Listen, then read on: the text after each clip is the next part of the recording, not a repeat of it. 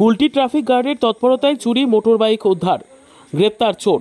সালানপুরের জেমারি মোড়ে চুরির ঘটনায় দ্রুত ও দক্ষ পদক্ষেপের মাধ্যমে কুলটি ট্রাফিক গার্ডের পুলিশ চুরি যাওয়া একটি মোটরবাইক উদ্ধার করেছে এবং অভিযুক্ত চোরকে গ্রেপ্তার করেছে। মঙ্গলবার সন্ধ্যায় সালানপুর থানার এথোরা মোড়ে একটি মোটরবাইক চুরির ঘটনা ঘটে। ঘটনার খবর পেয়ে বাইকের মালিক তৎক্ষণাৎ কুলটি ট্রাফিক গার্ডে অভিযোগ দায়ের করেন।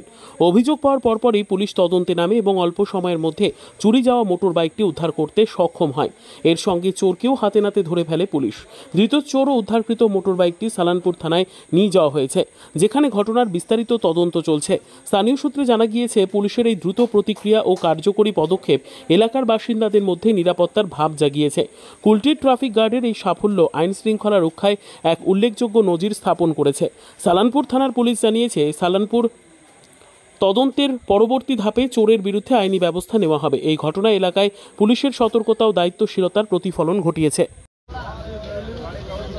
কি হয়েছিল ঘটনাটা হয়েছিল, আমরা গাড়িটা থোড়া মোড়ে রেখেছিলাম।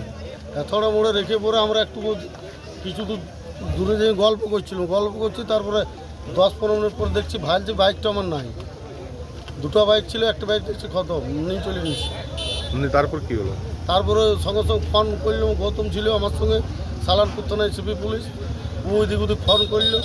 ফোন করার পর গাড়িটা ধরা পড়েছে এই হোটেলে। গাড়িটা পুলিশে ধরেছে, সালানপুর পুলিশে। কুলটি ট্রাফিক ধরেছে গাড়িটা। কে ধরেছে? কুলটি ট্রাফিক। কি বলবেন, এই একটা হারিয়ে যাওয়া বাইক পেলেন?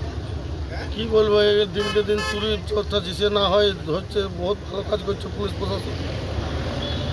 গাড়ি চোর এখানে ধরা পড়ে না, বলছি কোথায় ধরা পড়েছে। আমার জায়গাতে এখানে গাড়ি চোর ধরা পড়েনি। কি নাম আপনার? আমার নাম মাদাই গড়াই।